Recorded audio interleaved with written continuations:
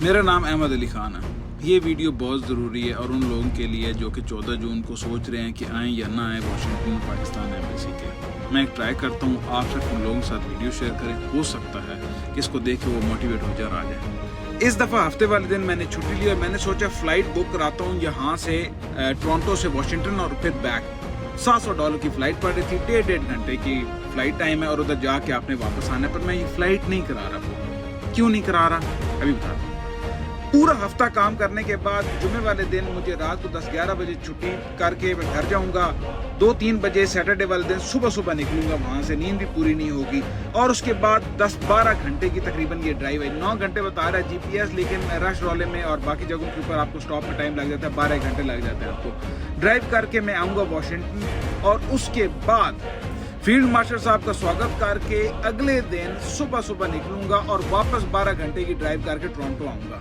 اور اس ساری ڈرائیو کا مقصد یہ نہیں ہے آپ کو بتانا کہ میں دیکھو بڑا محنتی ہوں، یہ وہ میرا دل ہے کہ میں یہ مشقت کر کے آپ کو بتاؤں کہ یہاں سے اور ان آس پاس کے ایریا سے ادھر آنا کوئی مشکل بات نہیں ہے۔ ابھی بتاتا ہوں سٹیٹسٹکس کے ساتھ۔ جب Imran Khan capital one arena میں آیا تھا تو کیپٹل ون ارینا بھرا ہوا تھا اور باہر بھی ہزاروں لوگ تھے۔ اس کی کیپیسٹی پتہ ہے کتنی ہے؟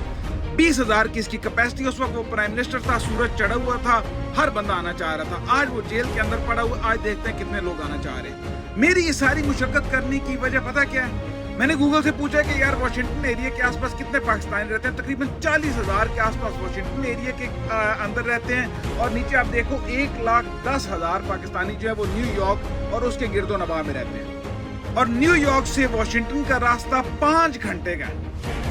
اگر میں یہ 12 گھنٹے کی ڈرائیو نیچے تک کر کے آ سکتا ہوں اور اگلے دن واپس 12 گھنٹے کی ڈرائیو کر کے واپس جا سکتا ہوں وہاں پہ، تو آپ کا یہ 3-4 گھنٹے کی 5 گھنٹے کی ڈرائیو نہ کرنے کا کیا بہانہ ہے؟ صرف میرا سوال یہ ہے۔ اور میرا ادھر آنا عمران خان کے لیے نہیں ہے، اس غریب کے لیے بھی ہے جس کو آج تک کوئی انصاف نہیں دلا سکا، اور 26 نومبر کی ان لوگوں کے لیے بھی ہے جن کی جانیں اس دن لی گئیں، اور یہ ڈاکٹر مہرنگ بلوچ کے لیے بھی ہے۔